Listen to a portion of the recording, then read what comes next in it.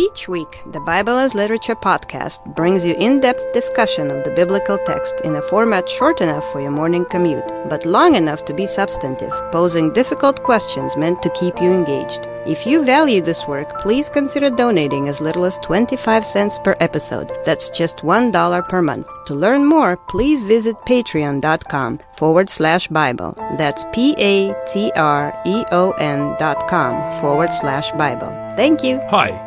This is Father Marc Boulos with the Bible as Literature podcast. Trapped by the Reformation and endless reactions against it, it's difficult for contemporary Christians to escape ongoing and silly theological debates about grace and salvation.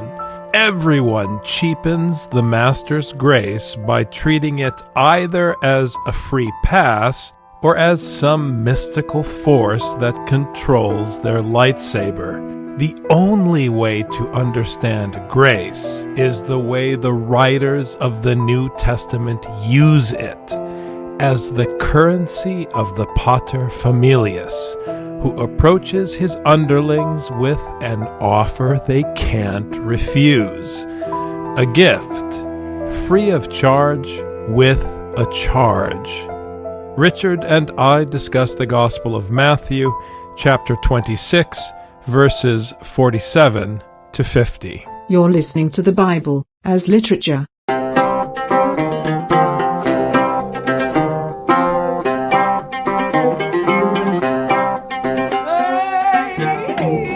Hi. This is Father Marc Boulos. And this is Dr. Richard Benton. And you are listening to episode 402 of the Bible as Literature podcast. One of the things we do behind the scenes on the Ephesus School Network is get together to learn from each other. And recently, Father Dustin Lyon did a beautiful presentation on Roman history. He was explaining how the Roman household worked a bit like the mafia in the Godfather movies. And this term grace really is like the favor that Don Corleone does for someone who's in trouble. It's a kind of payment. So when you hear Paul talk about grace in Ephesians, I've been going over this in my Tuesday night Bible studies, Rich, trying to explain that Paul enumerating all the things God has done is not good news, because he's calling in a favor. That's the context in which you have to hear this word charis. For this reason, charin, I'm going to call in a favor while I'm in prison, which means you're going to pay back what you owe. There's an accountability for what God has done for you, for the clothes he's put in your closet. Along those lines, when the Don comes to you to speak to you, he is, as you've said many times in our conversations, Richard, he is the senior talking to the junior. And when the senior says to the junior, friend, which happens only 3 times in the Gospel of Matthew, you can't think of it, as Father Paul likes to say, as a Hallmark card. When you owe somebody something, and that somebody has everything, how do you repay? That's the dilemma. The way that it works in the Italian mafia, I mean, it's the Roman household, you owe loyalty.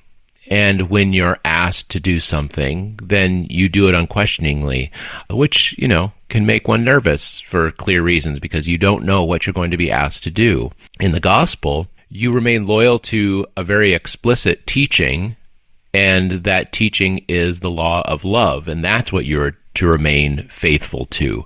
So out of the grace given from God, you remain faithful to God's teaching, and therefore love the other. That's why when you, the believer, face the poor, you are looking in the face of God. That is who you are serving, because that's how it transfers. God is not poor. God has everything because he is the creator of the heaven and the earth. So human beings are to look upon the poor around them as God, because that is how we are to treat God. We are to give him everything in spite of the fact that he already has everything.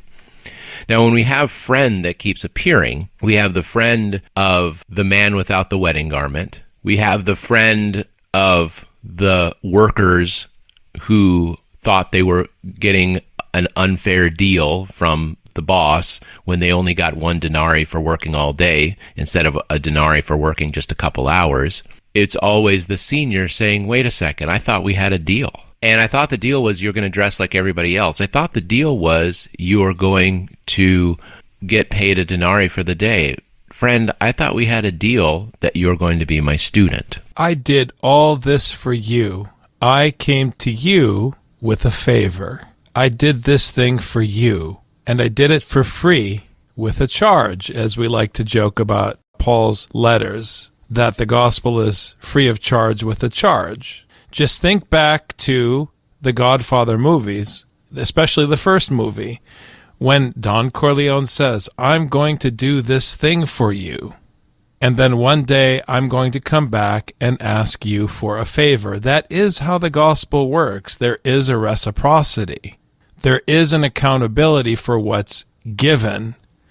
So it's painful the way you're describing it, Rich. I appreciate your characterization of this interaction that's coming with Judas. We had a deal. What's going on here, friend?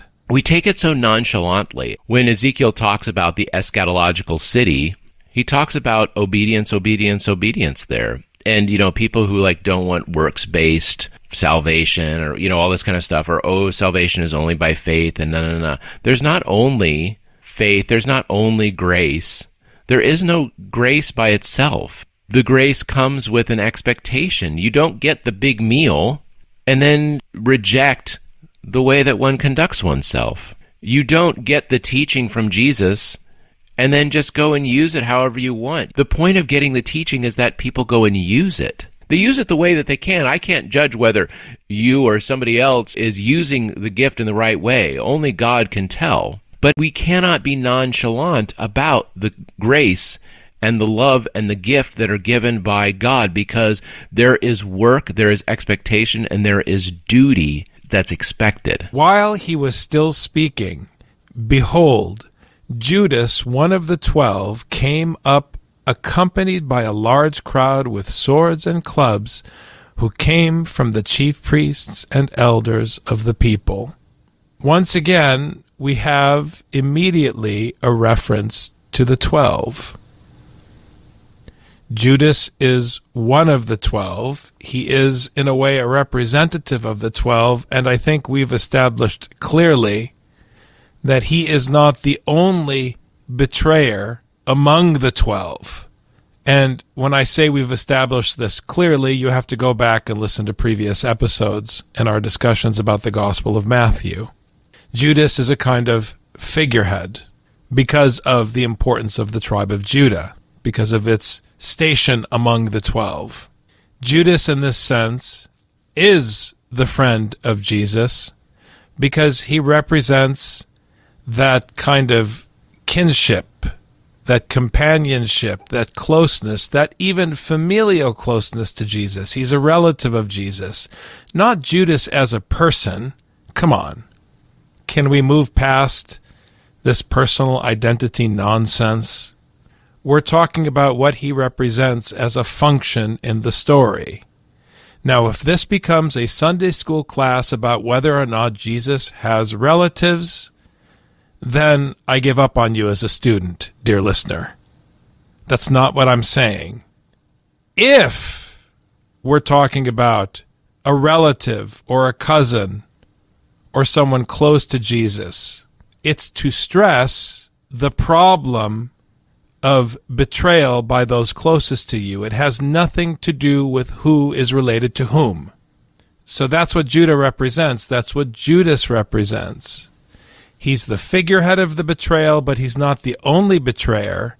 And in his role as figurehead, he represents all those watchmen we just talked about who were close to Jesus and who were snoozing when the thugs were coming.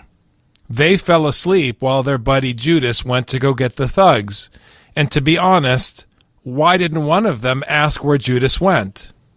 It's an important question, Rich. Yeah, this question of the watchman, I'm happy you brought that up, Father, because when I read in Ezekiel, and he keeps repeating that that's Ezekiel's job. Ezekiel's job is to warn when the wrath is coming, and it's to reiterate the prophecy. It's the prophecy that gives life to the dry bones, but it's also the watchman that gives life to the city so it doesn't get crushed by the enemy. When Jesus asked for them to stay awake, I never heard this before, but it just seems to me that they had a duty to do that maybe could have protected Jesus from Judas and his mob. That was a powerful insight last week, the connection to Ezekiel, because we make out of that moment in Gethsemane a discussion about the liturgy, and that's not what's going on. Jesus is not engaged in a liturgy that he wants them to attend.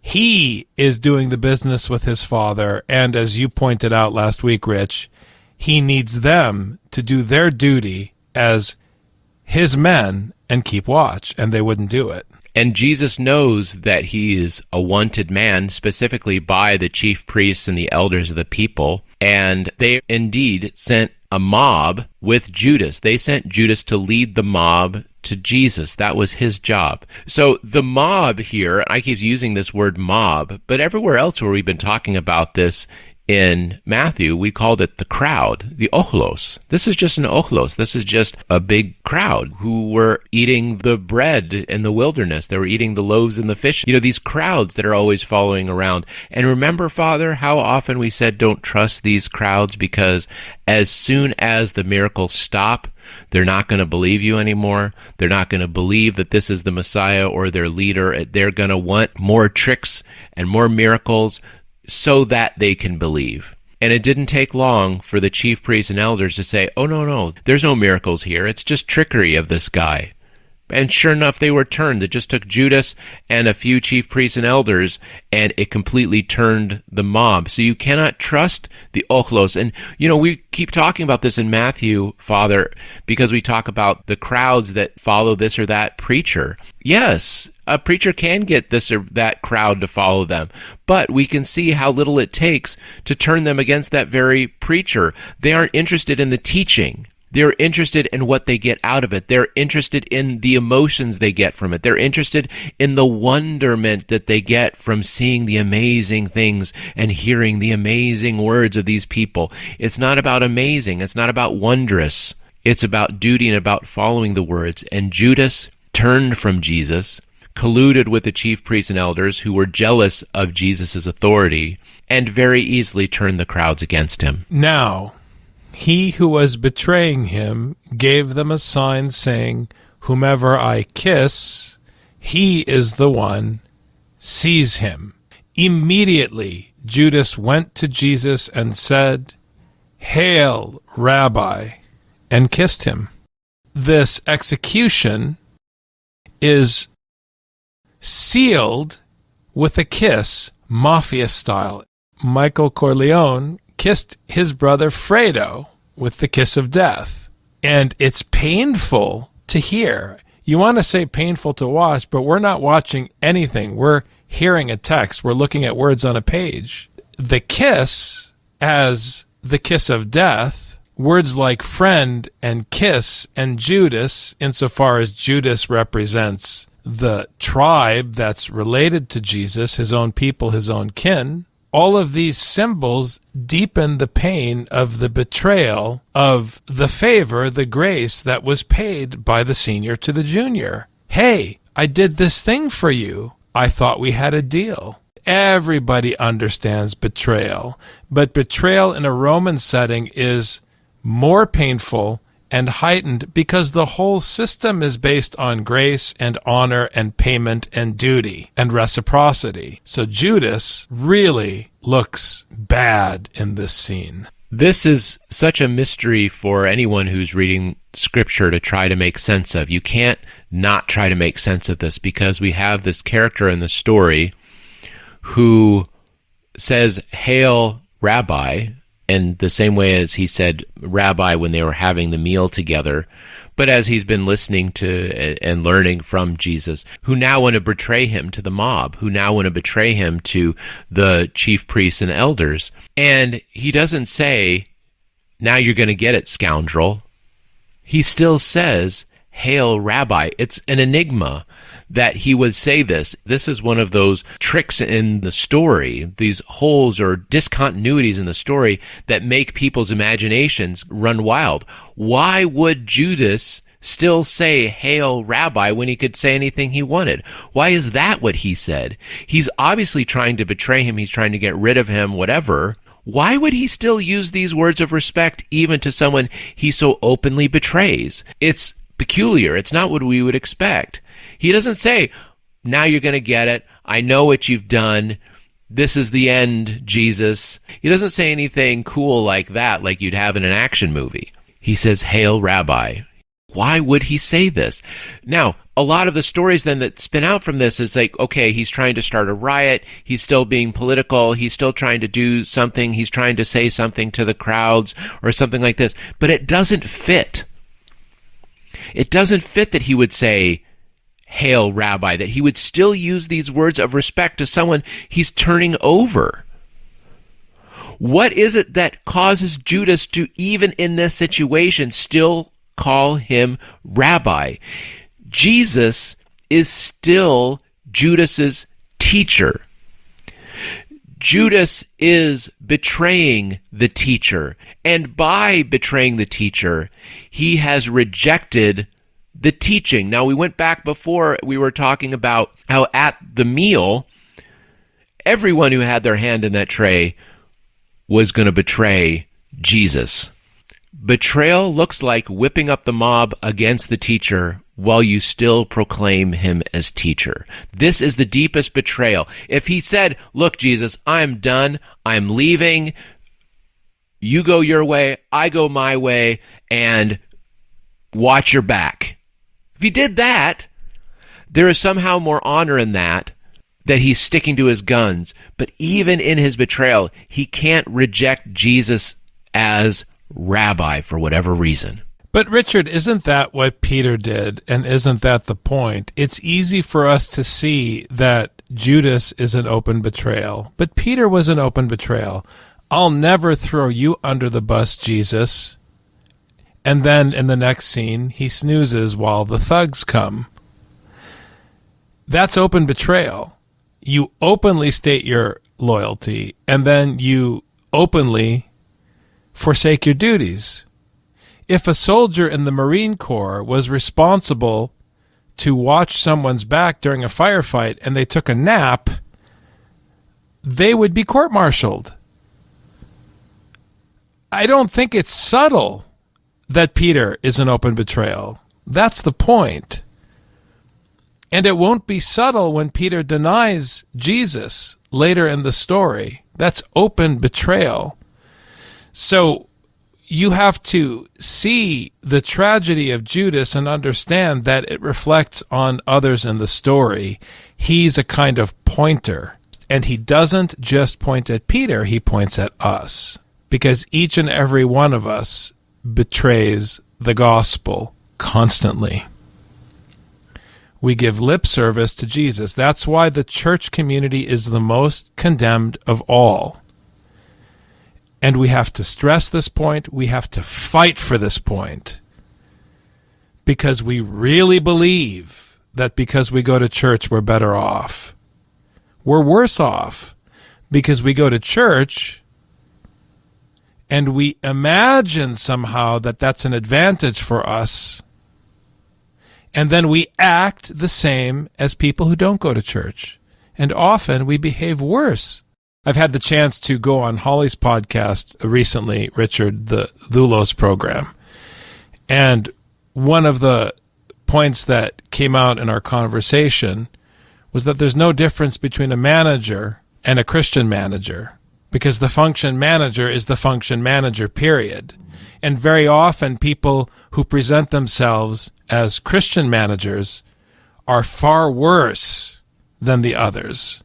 We have to hear this scripturally and understand what I'm saying, when you hear the gospel and put on fancy clothing and sing beautiful hymns, and then behave the same as everybody else, which is a fact. And you cannot say that because you fast on Wednesday and Friday, you behave differently. That's not what I'm talking about. That's no distinction whatsoever. We are talking about how you treat your neighbor. And in the end, you have to be honest with yourself. Do you act truly in a way that is different than the others? And we know we don't. If that's the case, and then somehow we believe we're different than the others, then we're lying to ourselves. And not only are we betraying the gospel, but we betray it blindly, which is deadly. And that's why the story of Judas and the story of Peter's betrayal, which we're blind to because we project our imaginary sainthood onto Peter, and then we're scandalized when we find out that Peter is condemned in the Gospels. That's why it is critical that we hear this betrayal clearly, because we are all betrayers. And we in the church are the worst of all. That's why we have to keep hearing the prophets, Rich. I'm so glad you brought Ezekiel up last week. I'm thinking about your military metaphor. I'd like to kind of push this a little bit more. Say you are a lieutenant leading a company in Vietnam, and you are expecting watchmen to watch your back, and they snooze on duty. While they're snoozing on duty, one of your other soldiers is going and getting a crowd of villagers to come up and take you and capture you and do whatever to you. And when this disloyal soldier comes, he salutes you.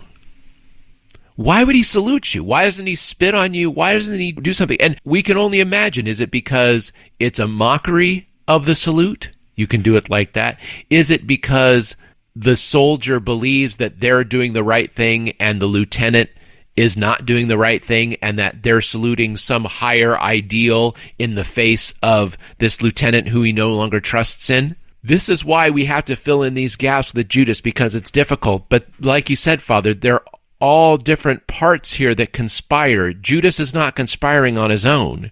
If Peter and the others had been awake all this time, they would have said, there's a bunch of pitchforks and torches coming up the hill. Jesus, maybe it's time to go find another place to pray.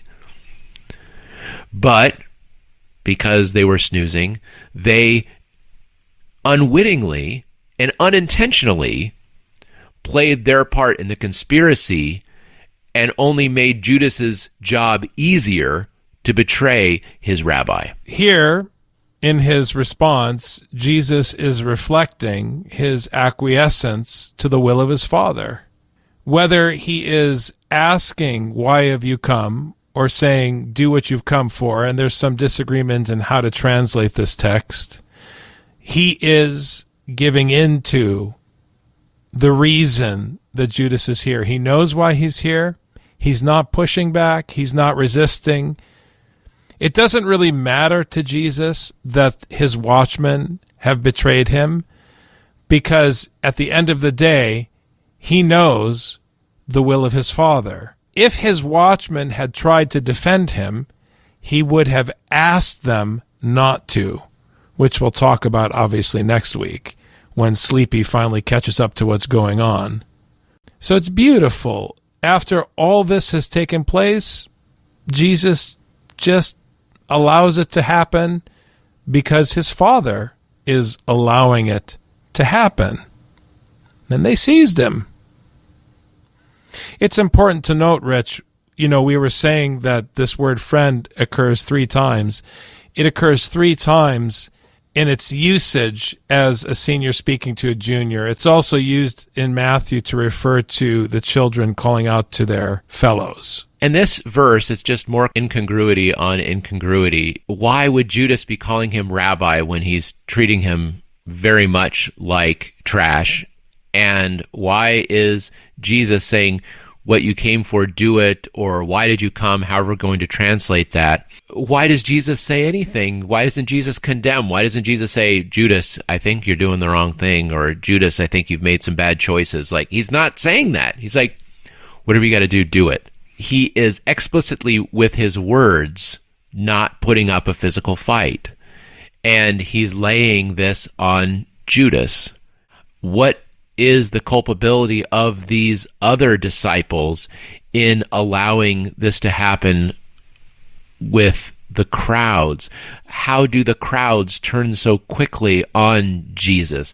There are a lot of pieces here that raise questions, and I think it's going to take more time studying this to really come to grips with this. But what we do know is that this is all about betrayal.